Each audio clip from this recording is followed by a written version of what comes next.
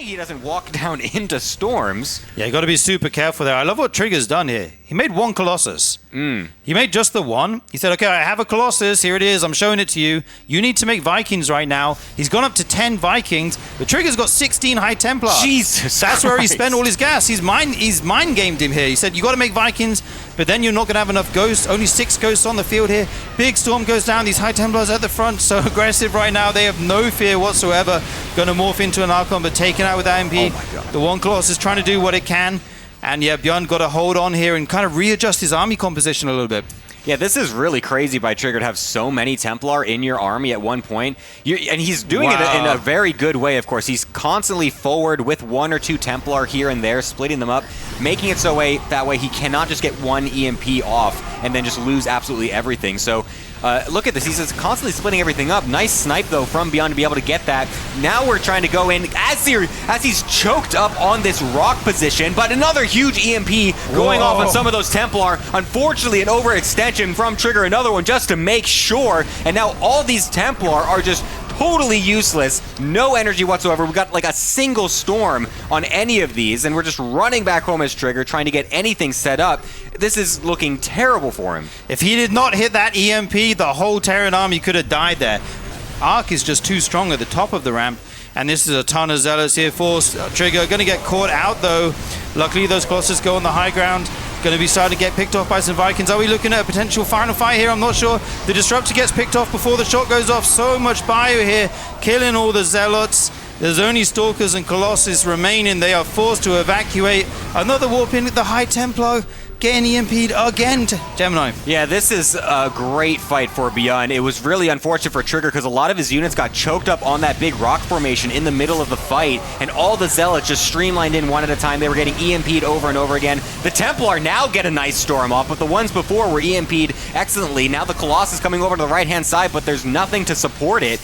And Trigger is just sitting here at 40 supply against Beyond, who has gotten a massive, almost 100 supply of army. It looks totally even on the overall supplies, but it's Beyond that has the actual army size in lead here.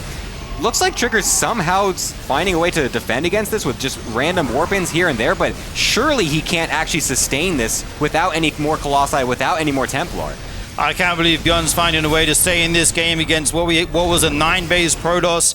Incredible play coming out from both players here. This has got to be one of the best PvTs we've seen recently. Absolutely insane game from both players. That Colossus going down. Finally resetting some of the splash damage. He still has these disruptors. They're still a big threat. But I feel like right now, Bjorn has a bit of breathing room finally.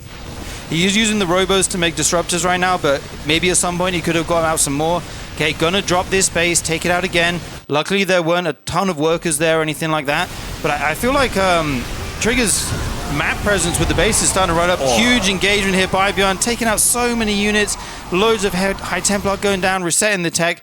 Luckily, he had his army split. That wasn't everything, but huge loss there for Trigger. Yeah, that was actually a really nice engagement for Beyond, focusing down the Disruptors before they're able to actually connect, and also killing that base on the bottom left is going to be really good for him, as he's even now going to the top right-hand side. This base on the left-hand side is going to get killed off by Trigger, but there's not really that many things left to mine there anyways, but obviously at this point, you really need anything you can get, as this map is getting mined out, essentially. This top base that has been fought over so long is really going to be one of the last places that you can find minerals as Beyond, and we'll be able to just drop a ton of mules on that, get a lot of extra income boosted here. So at this point, the SCV count doesn't really matter all that much, so really just continue to stare at the supplies of the armies, because these economies at this point in the game is going to get really wild. 142 SCVs dying. 142. That is 330 mental. Zealots going down. It's so insane. So many storms, infinite storms. Again, though, Beyond down here in the bottom left, denying this base again and again. Trigger would love to have that, but this is the real issue. The big Protoss army knocking on the door. Oh, the Disruptables. Okay, don't just get the bio there. Kiting back as best as he can, trying to stay alive. The rest of the Marauders join up. So this fight is going back and forth. That Disruptor shot doesn't go off. That would have been huge. Oh my god, that was an insane snipe from Beyond. I cannot believe he even tried for that. The fact that this is going this way, though, is kind of insane, because Trigger lost all of his storms at the beginning to an EMP. He's got plenty more coming from the back as well to try and do a flanking Templar move, essentially. But the Colossi starting to get thinned out as well, because the rest of the Zealots and stuff were killed off on the bottom. But a GG is called Trigger, actually able to close it out with a 2-0 in quite possibly one of the most ridiculous PvTs I've ever seen in my life. Yeah, it's a long window waiting for those carriers to finish from the Stargates, but once they do, they kind of put a stop to a lot of this aggression. Although, oh my goodness, Raider, he is doubling down. We have creep tumors in front of Classic's base, and drones are getting pulled to make spore crawlers on the front line. That's going to be the anti-air. We do not have Hydras. This is Queen, Roach, Ravager with Lings trying to take this down. Only 2 carriers on the field right now as Raider once again is pushing in. Oh man, this is a crazy timing attack, Sturgeon. Yeah, big bios go down on the carrier, but it does not digest. He's got to take this out. There we go. He gets a nice pick off there. The Queens are coming in. He picks off another one. This time is looking so good here for Reina. Just going pedal to the metal. Absolutely ramming these Ravagers into this base here. And the Queens are pushing up even further. The spores aren't there yet. Okay, finally they're walking over, waddling over. They're going to join up and be that anti-air. Reina is such a big stand-in army here. It's so scary for Classic. He's microing these Stalkers as best as he can, trying to get as many shots off as possible. Oh, it's looking scary for Classic, man. Yeah, but I like the way that Classic is navigating his composition now. He's warping in a ton of Stalkers. I'm not sure how many more carriers we have in production, but if you're able to leverage the economic lead that you have right now as Classic and just get more Stalkers on the field, I think that you might be able to stabilize. The Roach and Ravager numbers are starting to thin out. This one carrier has no interceptors left for the attack, and man, I think even with his Stalker Warpins coming in here for Classic, Raider might have just broken this 4th base. Reina's looking like he's done it, dude. There's so many Ravagers left, so many bios, more than enough Queens and Spores to deal with these air units. And I think Classic's on his last legs here. He's got 3 Stalkers, and that is it. 3 Stalkers and a dream. Classic in so much trouble right now, frantically warping his Stalkers, but they're getting taken out before they can even warp in. Dude, what a game number 2. He's going to come back in for a counterpunch here. The natural expansion force field's very good. That will force Classic to step back. Of course, SOS does not have the privilege of being able to micro with his own warp prism, so these sentries isolated here on the left side, but the force field's actually doing a great job of zoning away. And once more, SOS with a hit squad coming in. Oh man, this pylon powering all of the gateways getting taken down here in the main base of Classic as SOS. So far, the defense has been so clutch. Still 14 workers ahead of his opponent. Recall now coming in on those Stalkers. They accomplished their job. Those gateways have been depowered, and now it's all about anchoring the defense back at home. But with a third world joining the fray, Sturgeon, it's not over yet. Absolutely not. Shutting down all the production of Classic there with a beautiful counterattack. This time sending 4 Stalkers instead of 3. Gets the job done this time. Manages to bring them back. And now he just has to stay alive, right? And he's pushed this army back for now. There's still 4 Immortals with a 5th one on the way, so it's still scary. But also as the Phoenix number climbs, you're going to be able to pick up more and more of those. But this push still has a little bit of teeth left. Gets 1 Stalker there. That's nice. If he can do that a bunch more times, he could still be able to win this game. The Immortals are picked up. I think one of the Phoenixes got killed instantly. He's focused down by those Stalkers. So many units going down here. SOS fighting away from his shield batteries right now. I'm not sure how wise that is, but the units are trading out here. Immortals going down. This is huge damage by SOS here. Yeah, man, you can see the game plan from game number 1 coming to fruition here in game 2 for SOS. A little bit more greed.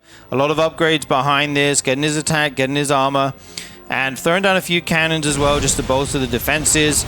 Gonna pick off a heli in there, that's always nice. Might be able to get another unit or 2. Gotta be careful though, you don't get locked on by the Cyclones. Actually able to pick one off, and a siege tank potentially before it sieges. Very nice Stalker control here from Creator. But like, nothing's really happened and he's down like 20 army supply. I'm getting a little bit worried here. The Colossus are coming out 2 at a time though. They deal huge splash damage obviously. We have no Vikings on the field. He's going to be relying on the tanks and Cyclones to deal with those. We'll have to see how that goes. Yeah, killing that 1 tank was actually very critical. The fact that there's only 2 on the map right now means that these Colossi, once they get out, can be extremely good. But this army, this is why I'm saying Disruptors might have... Look at...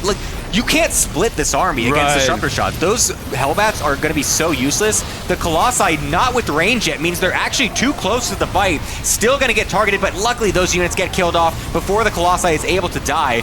We'll be able to move everything back, try to recoup a little bit as Creator. That was a decent first engagement, considering how large this army from Cure was from the start. The force fields were excellent to keep all those units focused up at the front, to let the charge lots get on top of them. This position is so awkward, though, with the tanks behind this high ground position. 3 Colossi are going to be very good. The Zealots on the left-hand side dealt with very quickly, meaning the flank is no longer a threat. And now the Prism Micro is going to be needed to be able to keep these Colossi alive versus this insane Mech army. I don't think it's actually going to be enough because this is just so many units coming out of nowhere by Cure from that super fast third base. Creator is falling apart to Mech twice in a row. Cure finding his way into the playoffs. What a difference that makes. Of course, he might not even have the gateway production cycles right now to get all of those warp-ins, but Classic just firing on all cylinders. Another cancel going to come in on this expansion, and Astray has to try and find to work his way through the mineral fields. Classic's even going to take down this rock watchtower. It will disperse the mineral fields, but it creates just another barrier of entry here for Estrella, and he's just going to try and meet Classic head on right now with this Immortal. He needs to get this expansion, but no! Every Stalker blinks forward into the stasis trap, and Classic, I don't think he is going to let this opportunity go unseized. He is blinking forward, and Estrella is basically dead to rights, man. Yeah, I think that could be fatal damage. And he could run all the way through here into the main. He could just start to unpower anything that doesn't have enough pylons over it. And I think that's game. You know, it's funny. Basically, Classic just kept his third alive long enough and had really good tactics on the outside. The stun there on that stasis ward was too much damage, and that's going to be it. GG. Classic takes game one. You know, the problem is when you're this behind as Estrella, there's not like necessarily one right way to play. You can just play from behind, and you're going to be underwater for most of the game. I guess he wants to see if maybe he can come through here and punish, and instead he walks right into a trap. Reinforcements are going to try to come down. You really can't afford to lose this army, but this there it is, GG. Yeah, I mean, after that blink onto the stasis trap, Astray just takes his hand off his mouse and keyboard. I'm like, well, when they cut your head off, all the blood in your body comes out, and you need blood? Your body needs it or you die, and that's kind of what we saw there. Yeah.